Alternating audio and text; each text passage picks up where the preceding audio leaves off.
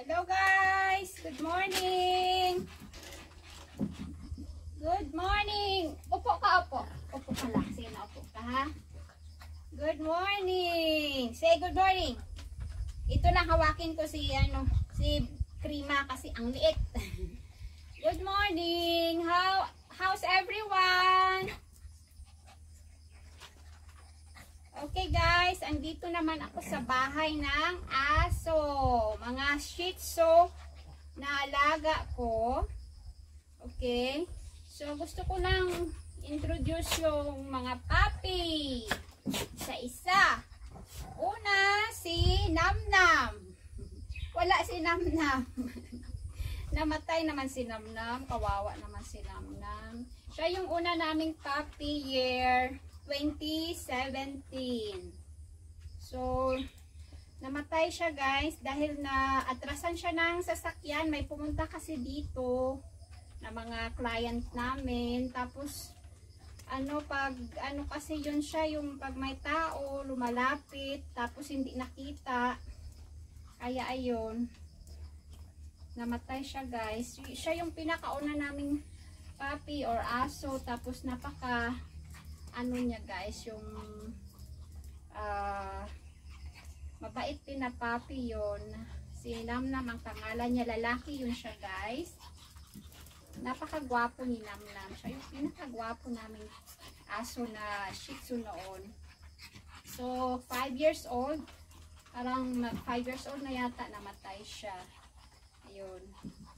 So yung puppy ni Namnam, ito si Krima. Ayan, si Krima, saka sino pa? Si Sofia. Ito si Sofia. Ito yung puppy ni Namnam noon. Tapos yung mama nila, ito si Tahimik. Ito si Bella. Ayan. Ito si Bella. Ito yung ang mama ni si Bella, mama ni Krima. Ito si Krima. Tapos mama ni Krima, si Bella, at saka itong si Sofia.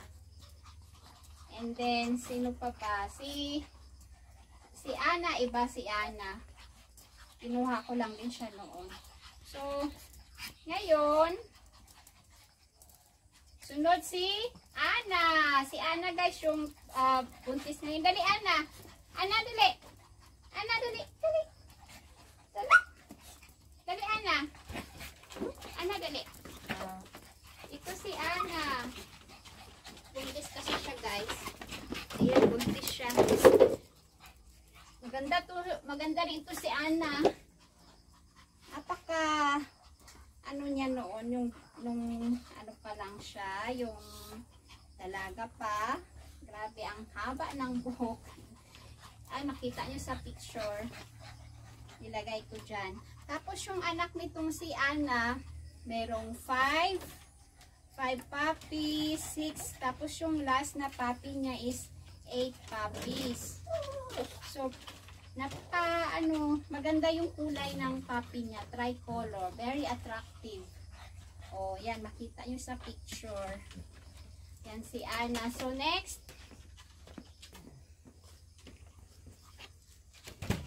I see yung sunod, pangatlo naming puppy noon, si Bella.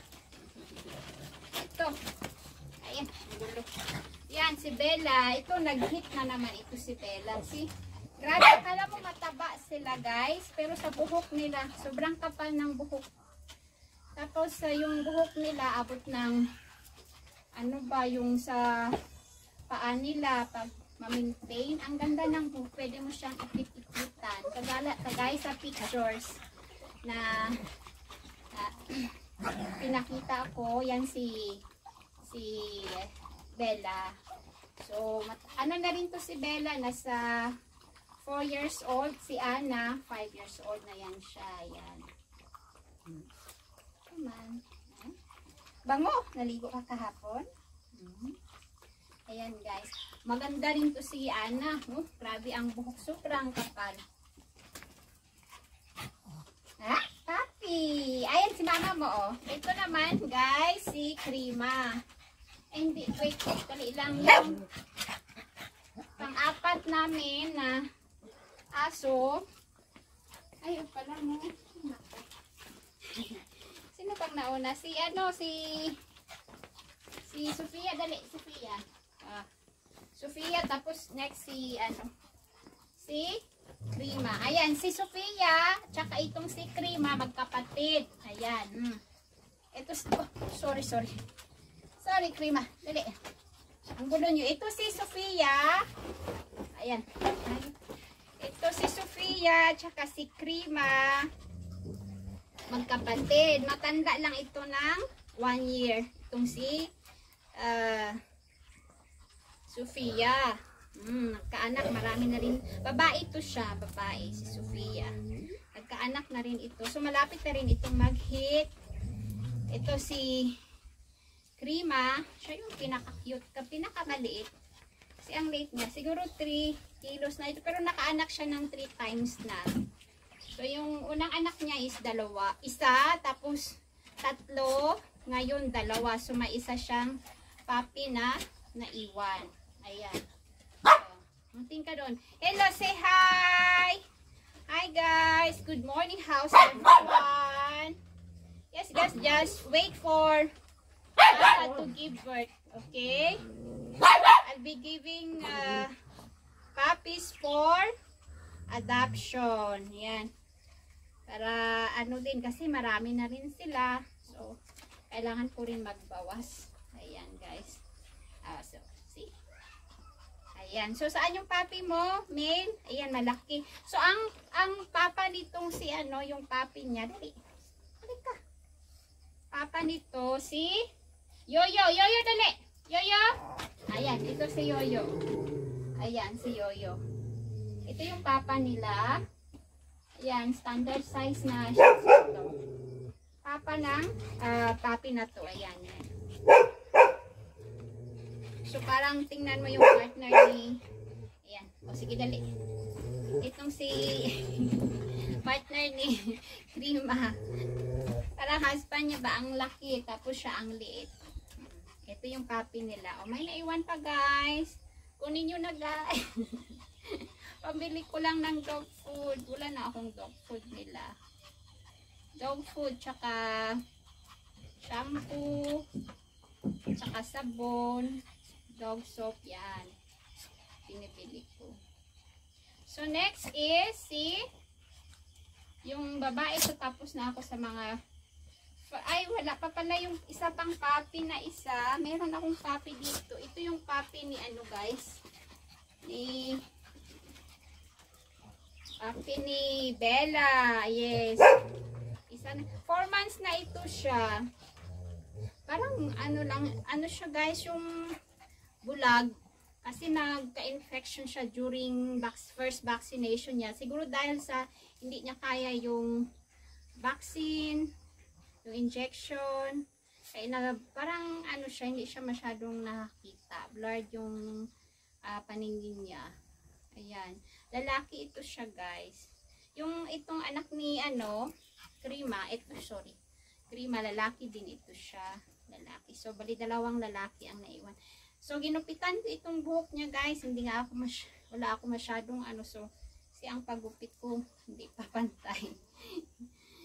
Kumpleto ako sa panggupit, pero ayaw nila yung parang maingay. Kaya gunting na lang ang ginagamit ko.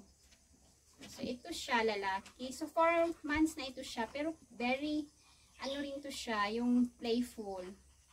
Ayan lang, medyo parang siya, yung hindi pa siya, siguro mabalik lang yung paningin niya mga after 6 months. So, binibigyan ko siya ng vitamins, tsaka yung mga food na healthy para sa puppy na ito. Ayan. Let's see, yung 2. Oh. Okay, next is, sino pa? Si, Yoyo. Oh, Yoyo, dali. Yoyo, dali. So, ito si Yoyo, guys. Siya yung matanda din dito. Ayan. Siguro 3 years old na rin ito si Yoyo. Ayan. Maganda yung mga puppy niya kasi choco, liverline talaga yung mga puppy niya. O like choco, tapos golden, yan yung mga kulay ng puppy niya. Minsan puti, may white din. Basta yung partner niya si Bella, maganda yung combination ng puppies nila. Okay. So, next is Moy. Ito si Moy Moy. Wala bakit ganito yung itsura ni Moy Moy, mukhang alligator. Parang alligator na may bangs. Ha? Moy Moy, bakit ganyan yung mukha? Pero ang cute nito noon, itong si Moy Moy. O, bata pa to si Moy Moy, 8 months. Ay, 10 months na pala ito siya. Malaki. So, ang mama niya nito, si Sofia. Sofia, dali. Dali. Dali. Dali ka. So, yung mama niya si Sofia, tapos ang papa niya si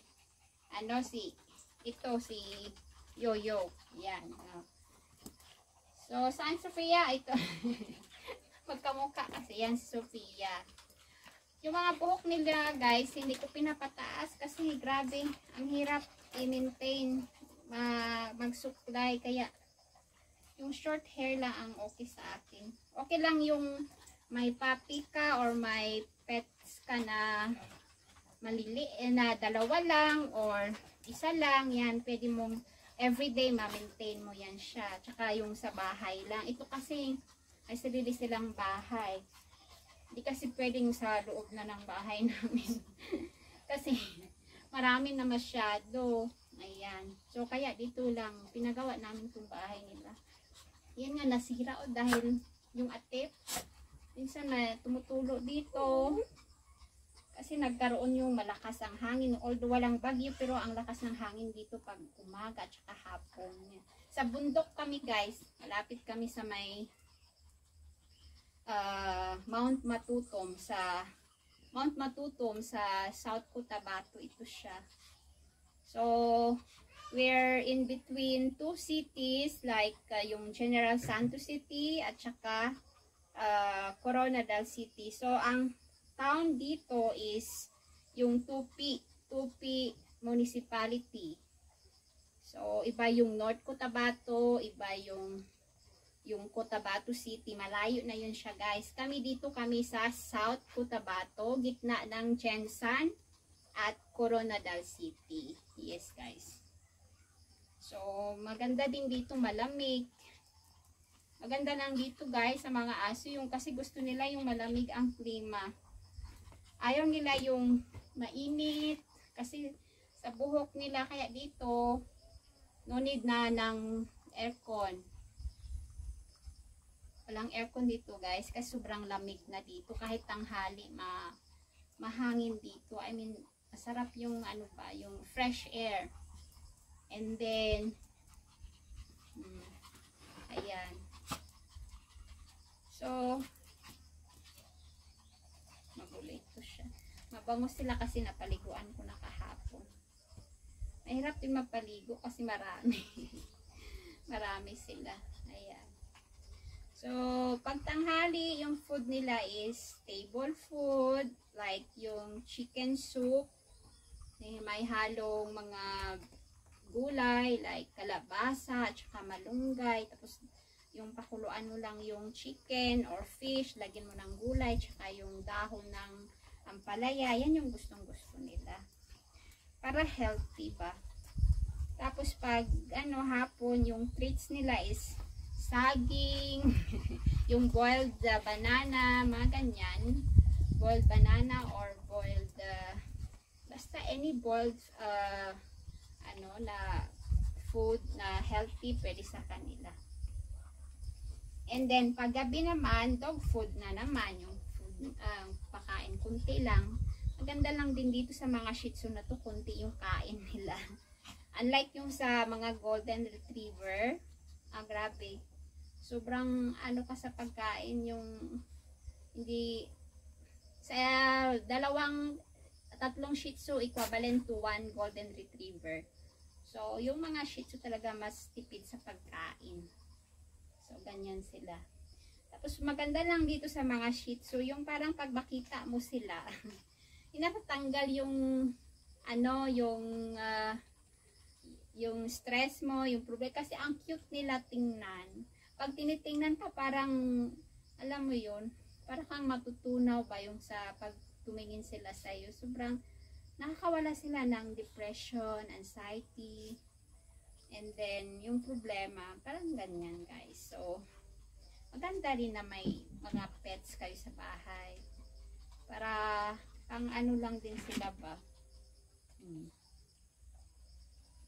Maganda silang mga alaga. Tapos pag mga tao din, or yung mga hindi mo kilala, grabe yung tahol nila. So,